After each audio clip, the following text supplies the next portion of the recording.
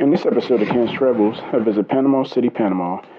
I go see a waterfall, visit the Indigenous people at the Embera village, and take my first ever cooking class at Taste Kitchen. Stay tuned. Panama City, Panama, part 1 of 3. I left Pittsburgh, Pennsylvania for Panama City, Panama on a Tuesday at 6 a.m., arriving in Miami at 9 a.m. for a 3-hour layover, and leaving from Miami at 12, arriving at Panama City, Panama a little bit after 3 p.m.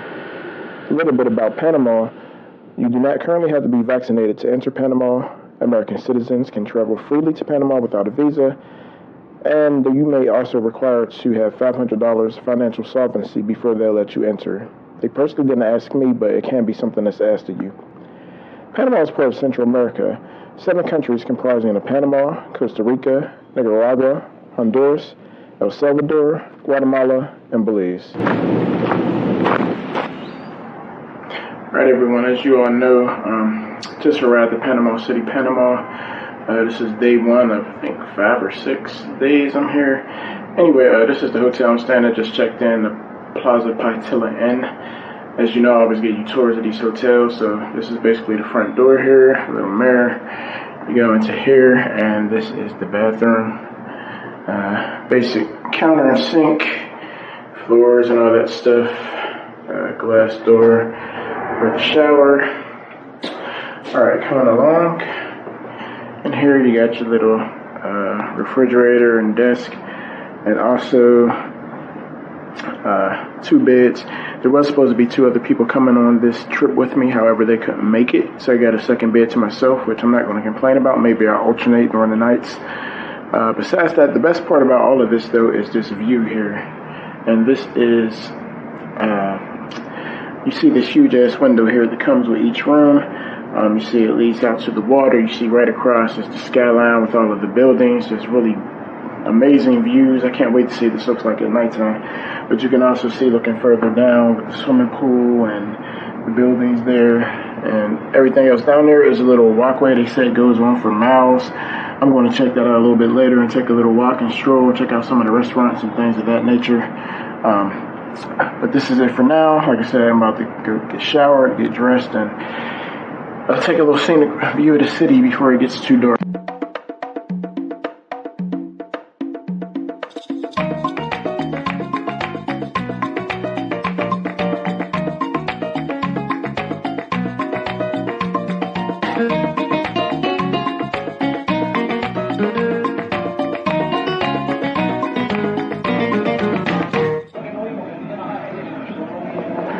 I'm sorry, y'all, but I just had to get more of this view once the sun settled. Like, I was just in awe of this, just staring at this for like the longest time, especially at night.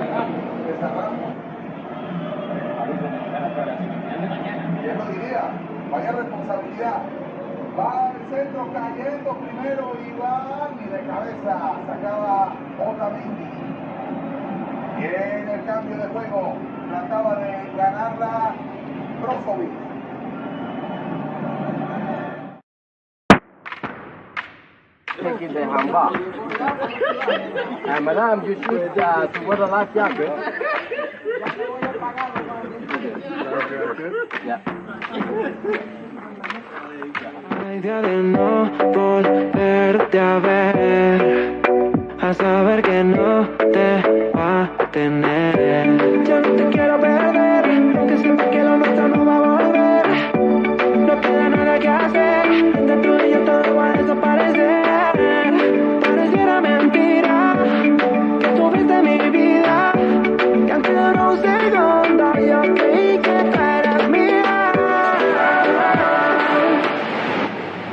Alright, this is where we arrived once we went up the Chagres River. I was initially supposed to get in the water as well. However, I had accidentally left my change of clothes, my swim trunks, as well as my water shoes back at the hotel.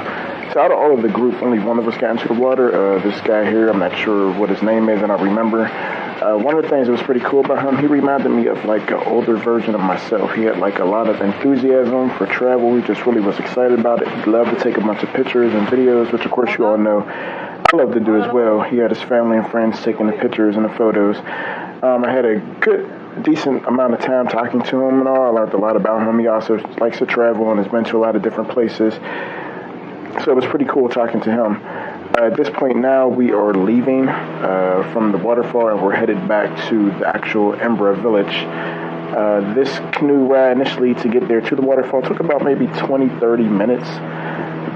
It's pretty cool. It's a super small boat. You have to try to be balanced and all on it.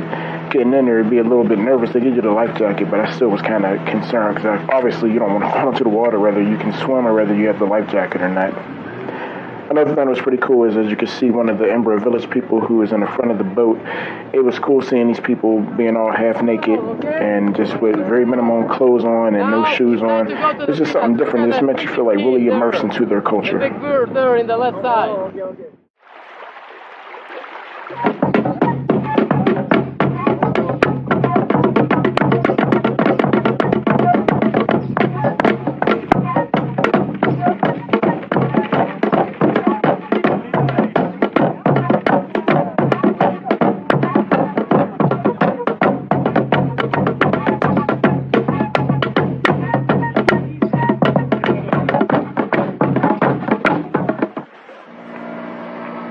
Here we're walking around the Embera village, checking out the museum. They have a little gift shop where you can buy things that they've made.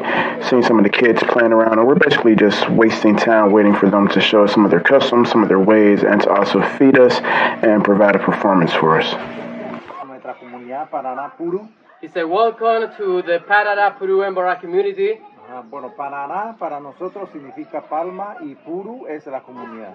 So, Panamá Puru is Embera word, and means Panamá is the name of one palm tree, and Puru means community. So this is the community of the town of the palm. Y bueno, también mi nombre es Antonito Zarco. So his name is Antonito Zarco. Y bueno, también yo soy, también tengo cargo que yo soy el cacique regional de 8 comunidades. Oh. So he's the chief of 8 Embera communities around this area. Pero también dentro de la comunidad también tenemos otro que es el NOCO que ve los problemas internos de nosotros. So plus that also each community have a leader, internal leader, that is called the NOCO. So the NOCO is in charge to take care of all the troubles or the issues that they have inside the community. Y nosotros aquí en la comunidad somos 35 familias y 120 personas entre niños y adultos. So in this community there are 35 families, and in total they are 120 people, including kids, younger, adult, and older. Okay? And this is the Darien province, all right? So the Embera, they were original from this area, and even in Darien also we have some territories there, okay? I'm talking about the Embera territories. Vamos para acá, don Antonio, para que yo lo Yeah, fresh tilapia. Very good. Después de la escuela, cuando se educa, un hombre sobrevive de la comunidad para vivir en la ciudad de Panamá. Varias veces hasta quedar blanca. So also they use the black palm leaf, or also called like chunga. So to collect this leaf, they should to create one bamboo stair, because they only work with the new leaf of that palm. So, and that palm have a very one external area of one tree that was called kukua. So they cut the external area of the tree and they smash it and they produce again like a cotton.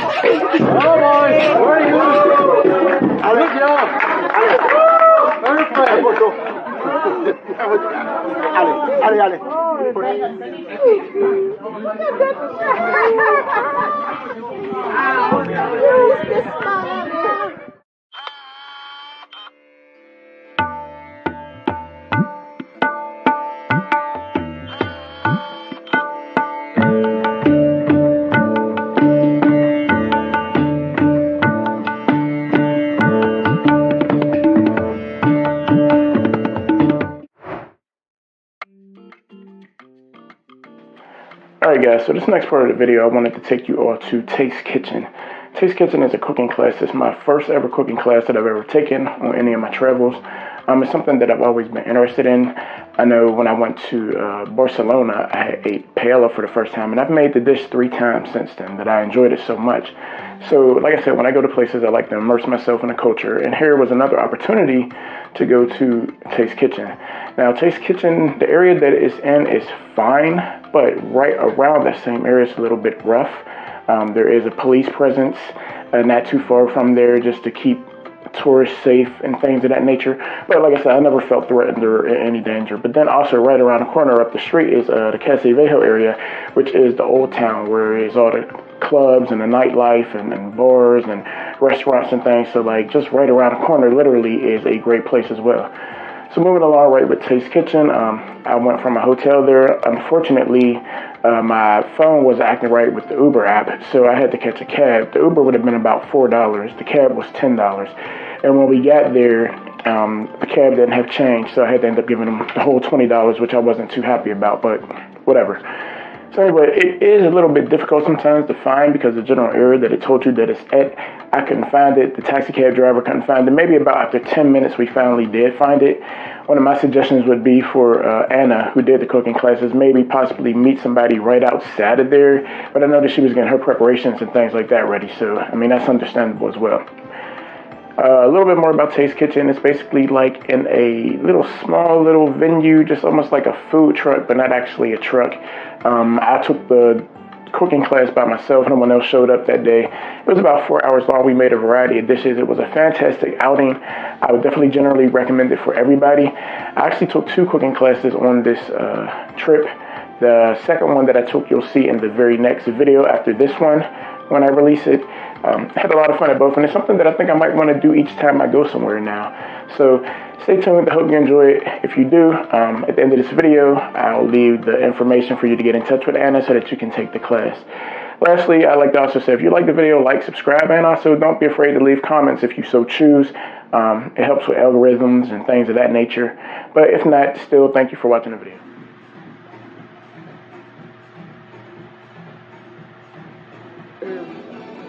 Oh, is it like that little red little nut thing you crack open?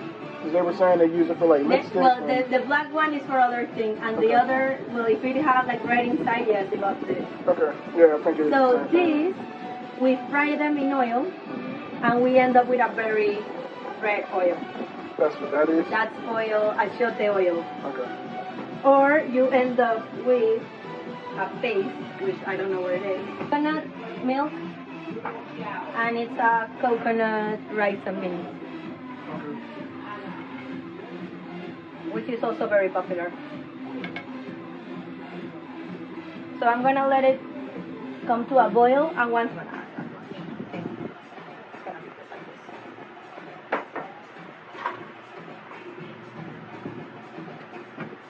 cilantro we need, and this. It's gonna fly. Have you had it before? No. This type of sauce, which we're making, which is gonna be the guiso. Once we have plantain with syrup, and that was this is cinnamon. green plantain. So I went to I did most of recommendations of everything. Of food, of drinks, of everything. As an appetizer, fish, sea bass ceviche over here, traditional Panamanian ceviche, with fried plantain that we have over here, patacones. For main dish, we have arroz con guandú, which is a seasonal Christmas dish, and jerky in a tomato sauce, which we call tasajo guisado. And the side dish is gonna be plátanos en tentación, or temptation plantain, which are sweet plantain in a syrup. And the dessert is gonna be golleria, or green plantain with a cane sugar syrup. So we're gonna take all of this out. We have some ice over there. I'm gonna blend the lemonade juice a little bit, and I'm gonna take the rum and the seco for you to try. Well, everyone, this episode is a wrap. Stay tuned to the next episode where I visit the Crazy Monkeys at Monkey Island, the Lazy Sloths at Sloth Sanctuary, and I take my second cooking class, a Pan-African cooking class with a lovely couple inside of their home.